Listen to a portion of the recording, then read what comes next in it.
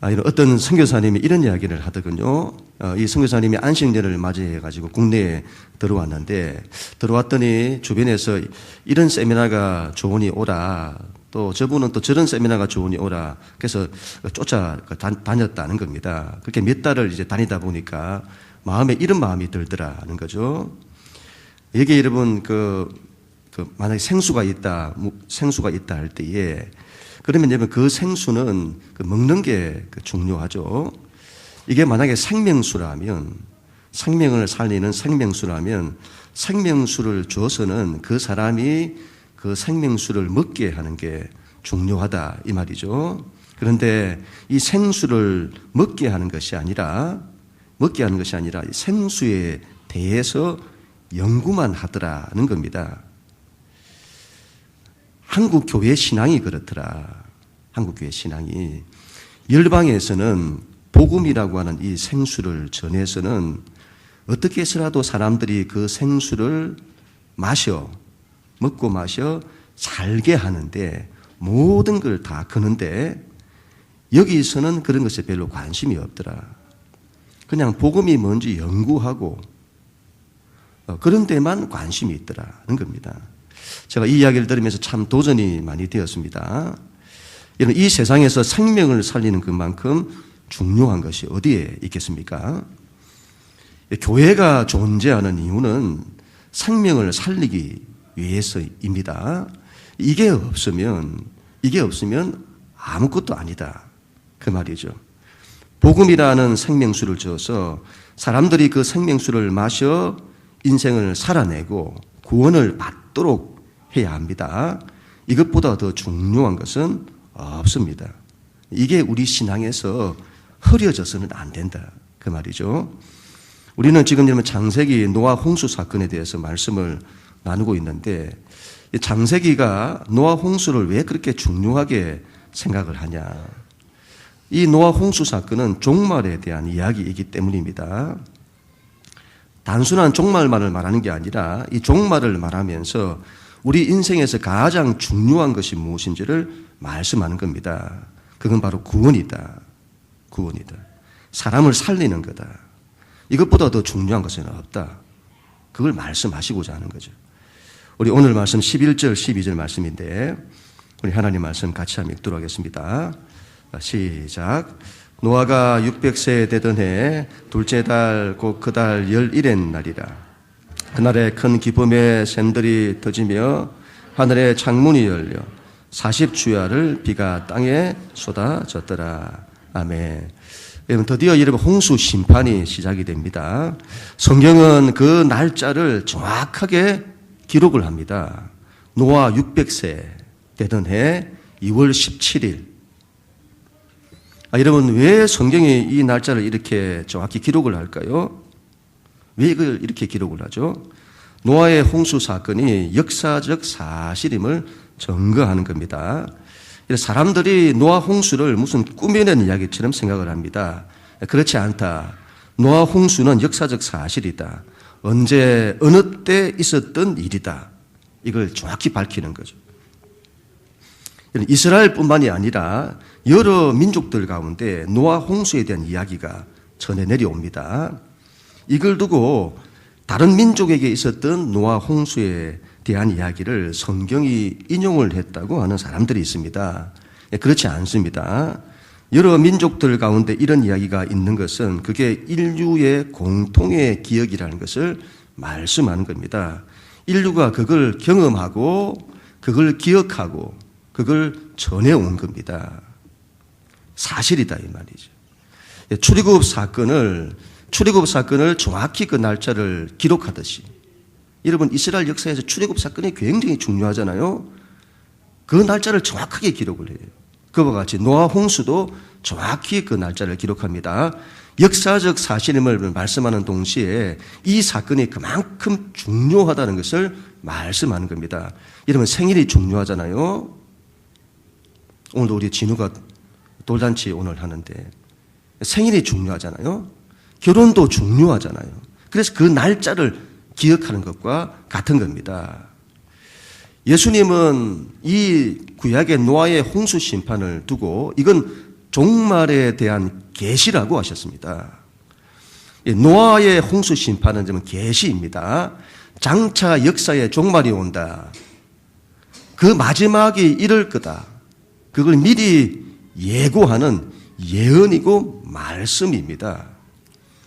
여러분, 우리가 믿는 하나님은 세계를 경영하시는 분이십니다. 하나님은 세계를 경영하세요. 하나님은 어떻게 세계를 경영하실까요?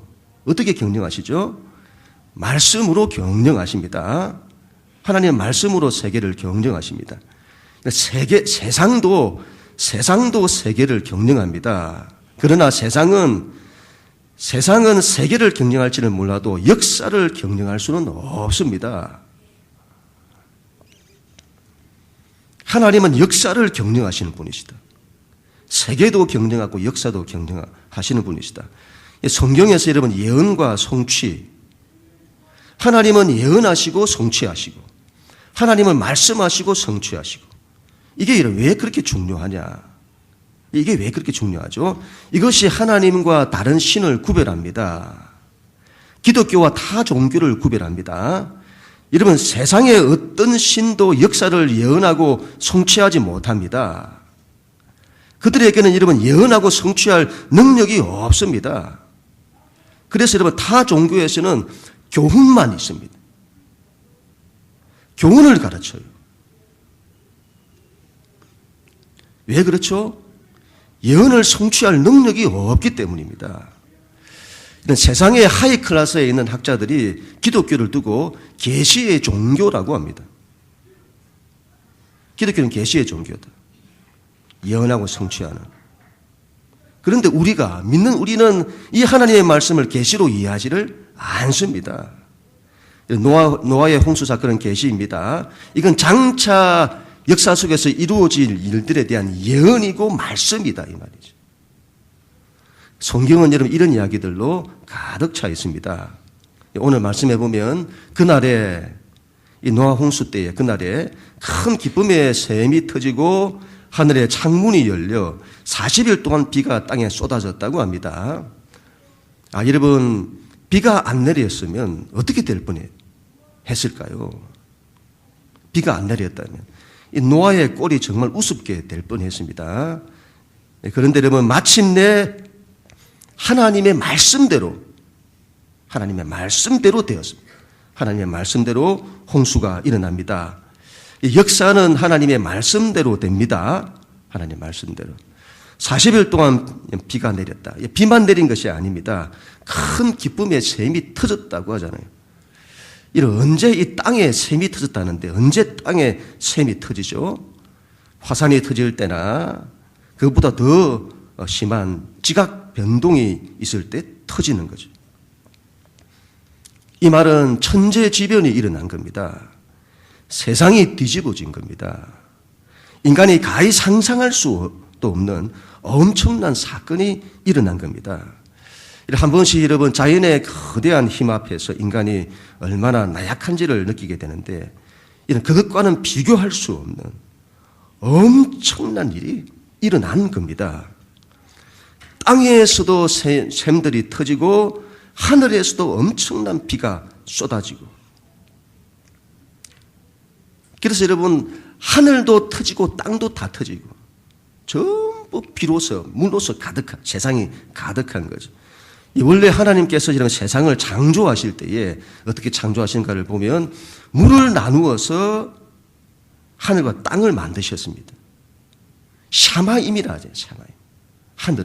하늘은 마임이라고 하는 물을 찢어서 만든 게 하늘이다. 그 말이죠. 하나님은 세상을 물을 나누어서 하늘과 땅을 만드셨습니다. 그건 계시죠, 계시. 물은 여러분 혼돈과 공허와 어둠 그리고 죽음을 상징합니다. 하나님께서 그런 혼돈과 공허와 어둠과 죽음으로부터 하나님은 생명과 구원을 만드시는 분이심을 처음부터 계시하신 겁니다. 사람은 물에서 살 수 없습니다. 우리는 땅에 발을 딛고 하늘을 숨쉬며 살아야 합니다. 그런데 하늘 안의 물과 하늘 위의 물이 다 터진 겁니다. 이건 원초적 혼돈의 상태, 죽음의 상태로 다시 돌아가는 걸 말하는 겁니다. 사람이 살 수 있는 환경이 다 없어졌다 이 말이죠. 여러분, 이건 계시라. 앞으로 역사의 마지막도 그럴 거다. 그 말씀이죠. 홍수 심판 이후에 하나님께서 다시는 물로서는 세상을 심판하지 않겠다고 하셨습니다. 그렇다면 불로 심판이 될 겁니다. 3차 대전이 일어나는 것일까요? 어떤 방식으로 올지는 모르겠지만 사람이 도저히 살 수 없는 죽음의 상태가 오는 것은 틀림이 없다 이 말이죠. 종말은 반드시 옵니다. 종말은 반드시 옵니다. 역사는 하나님의 말씀대로 됩니다. 우리는 어떻게 해야 할까요? 오늘 말씀 13절 말씀인데 우리 하나님 말씀을 같이 읽습니다. 13절 시작. 그날에 노아와 그의 아들 셈, 함, 야벳과 노아의 아내와 세 며느리가 다 방주로 들어갔고. 아멘. 그날에 노아와 그에 속한 가족들 전부에서는 8명이 방주로 들어갔습니다. 세상에 나머지 사람들은 안 들어갔다 이 말이죠. 방주에 들어가야 한다고 그렇게 외쳐도 안 들어갑니다. 하나님이 마지막 7일 동안 기회를 또 주셨습니다. 그래도 안 들어갑니다. 노아와 그의 가족들만 들어갑니다. 짐승들은 하나님의 말씀에 따라 나오죠. 짐승들도 알아요. 마지막 때의 징조를 알고는 나오잖아요. 그런데 사람만 모릅니다. 종말이 온다고 해도 절대로 안 믿습니다. 종말을 말하면 비웃습니다. 어떻게 그런 게 오냐고 비웃죠. 이 사람들은 언제 믿을까요? 안 믿습니다. 끝까지 믿지 않습니다. 심판이 시작이 되잖아요. 시작이 될 때 믿는 게 아니라 그때 비로소 깨닫게 되는 겁니다. 끝이 오는구나. 노아와 그에게 속한 가족들만 구원받습니다. 노아는 장차 올 예수 그리스도를 예표합니다. 예수 그리스도와 그에게 속한 가족들만 구원받습니다. 우리는 여러분 사람들이 예수를 믿어 그분의 가족 공동체가 되게 해야 합니다. 예수님에게 속하여 그의 가족 공동체에 속하여 구원의 방주로 들어가게 해야 합니다. 노아 혼자만 구원받지 않았습니다. 가족들이 구원받았습니다. 우리도 그래야 된다 이 말이죠. 나 혼자만 구원받으려고 하면 안 됩니다. 함께 구원받으려고 해야 합니다. 여러분 이전에 우리 부모님들의 그 세대 그 신앙을 보세요. 얼마나 많은 핍박을 받았는지. 그 많은 핍박 속에서도 가족을 구원하려고 자신들이 그렇게 반대했던 그 가족들을 그래도 구원하려고 얼마나 몸부림을 쳤는지요. 남편의 구원을 위해서 눈물로 기도하고 가족의 구원을 위해서 눈물로 기도했습니다. 우리도 그래야 된다 이 말이죠. 특별히 오늘이 어버이 주일이고 지난 주일이 어린이 주일이었는데 이런 우리가 가족들에게 줄 수 있는 최고의 선물은 무엇일까요? 뭐가 최고의 선물일까요? 구원입니다. 구원. 예수 믿고 구원받게 하는 겁니다. 가족 구원을 포기하지 않아야 합니다. 저희 집에 그 처제가 기농을 할 거라고 지금 함양에 가 있습니다. 제가 한번 다녀왔는데 이 함양에 농업기술센터가 있더군요. 그곳에 기농을 준비하는 사람들이 배울 수 있도록 집을 한 30채 정도 지어놨더라고요. 그곳에서 한 11개월 동안에 농업에 대한 것들을 배우고 실습을 하게 하는 거죠. 그리고는 기농을 하게 하는 겁니다. 너무 감사했던 것은 저희 처제가 그곳에서 교회를 다닌다는 겁니다. 교회를. 저희 처제가 운동권 출신입니다. 교회에 대해서 얼마나 비판적인지. 그런데 교회를 다니는 겁니다.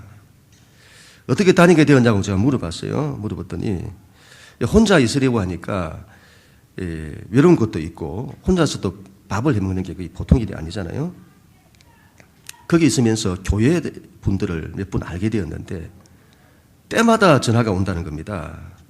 우리 지금 어디에서 밥 먹으려고 하는데 밥 먹으러 와서 우리 지금 짜장면 먹으려고 하는데 짜장면 먹으러 와서 전화를 한다는 겁니다. 거기 교회에서는 수요일에 노인대학을 하는가 봐요. 그러면 전화를 해서는 밥 먹으러 와서 이렇게 한다는 거죠. 가면 그냥 거기 집사님, 권사님들이 그냥 바리바리 다 사주고 막 그렇게 한다는 거죠. 그래서 교회를 다니게 되었다는. 밥 먹으러 와서 이것 때문에 교회를 다녔다는 거 아닙니까? 그래서 교회를 다니고 있는 얼마나 감사한지. 여러분 어떻게 해서라도 교회를 다니게 해야 합니다. 해야 합니다. 꼬셔서라도 다니게 해야 합니다. 교회는 여러분 구원의 방주입니다. 그 사람이 어떻게 해서라도 예수를 믿고 이 구원의 방주인 교회에 나오게 해야 합니다.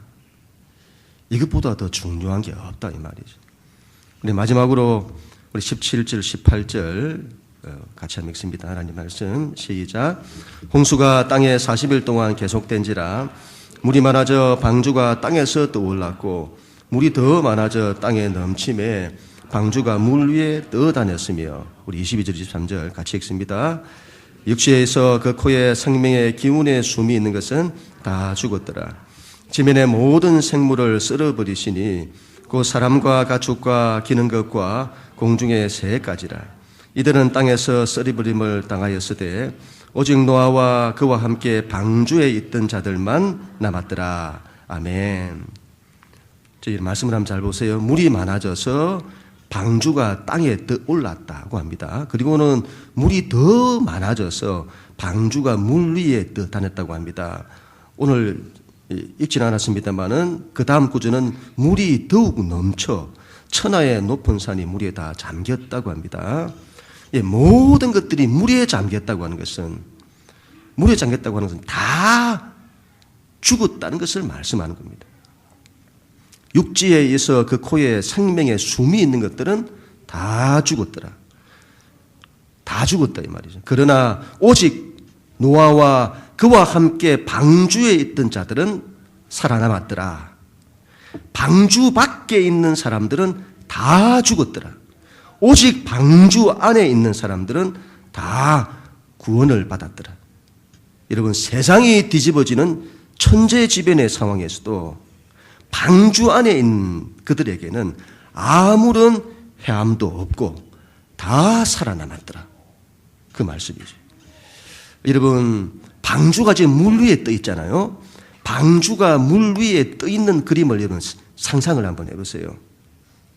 방주가 물 위에 떠 있는. 예수님께서 물 위를 걸어오세요. 예수님이 물 위를 걷는 사건은 대단히 중요한 계시입니다. 그 옛날 창세기의 노아의 방주 사건과 같은 겁니다. 제자들이 배를 타고 갈릴리 바다를 지나다가 큰 바람과 파도를 만나 그 파도 때문에 물에 빠져 죽을 상황입니다. 그때 예수님이 물 위를 걸어오세요. 그 옛날 노아의 방주가 물 위에 떠 있는 모습이죠. 그 옛날 노아 때는 노아와 방주가 서로 구분되지만 예수님에게서는 이 둘이 통합됩니다. 예수님이 구원의 방주이기도 하고 예수님이 구원자이기도 합니다. 예수님이 물 위를 걸으시는 것은 예수님만이 죽음의 정복자이심을 말씀하는 겁니다. 대단히 중요한 거죠. 예수 그리스도를 믿는 자는 그에게 속하여 그분 안에서 죽음을 정복한다. 세상이 뒤집어지는 상황에서도 보호되고 살아난다는 것을 말씀합니다. 여러분 예수님만이 바다 위를 걷습니다. 예수님만이 죽음을 정복한다 이 말이죠. 죽음의 권세를 이기세요. 그래서 그분 안에서 나는 이기지 못하나 그분 안에서 우리도 죽음을 이긴다 이 말입니다. 방주 밖에 있는 자는 다 죽습니다. 그러나 방주 안에 있는 자들은 세상이 뒤집어지는 천재지변의 상황에서도 아무런 해를 받지 않습니다. 우리에게는 이 믿음이 있어야 합니다. 예수 그리스도 안에 있는 자들은 하나님이 반드시 보호하신다. 세상이 뒤집어지는 일이 없는 게 아닙니다. 그게 일어납니다. 그러나 너희는 두려워하지 마라. 세상이 뒤집어지는 상황에서도 너희는 보호를 받는다. 그 말씀이죠. 왜 성경에서 노아 홍수 사건을 그렇게 중요하게 기록을 할까요? 왜 이걸 그렇게 중요하게 여길까요? 이렇게 말씀하시는 겁니다. 너희가 방주 밖에 있으면 다 죽는다 이 말이죠. 너희는 방주 안에 있어야 한다.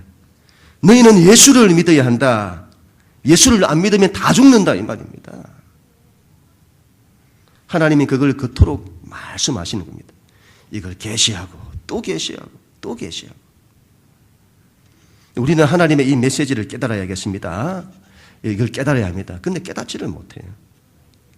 그래서 예수님 말씀처럼 노아 때처럼 지금도 세상은 이걸 깨닫지 못하고 시집가고 장가가고 세상 즐기고 얼마나 재미난 게 많은지 얼마나 즐길 게 많은지 그리고는 세상으로 그렇지 않다. 예수 믿는 것보다 더 중요한 것은 없다. 제발 너희가 이걸 깨달아야 한다. 너희는 구원을 받아야 한다.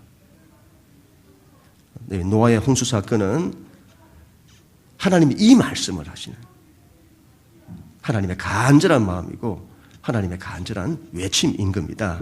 노아의 홍수는 우리의 구원뿐만이 아닙니다. 우리가 죽음의 권세를 이겨 하나님의 나라 천국에 들어가는 구원뿐만이 아닙니다. 세상의 바람과 파도를 이기는 법을 가르쳐 주십니다. 세상의 바람과 파도를 이기는 법을. 노아를 보세요.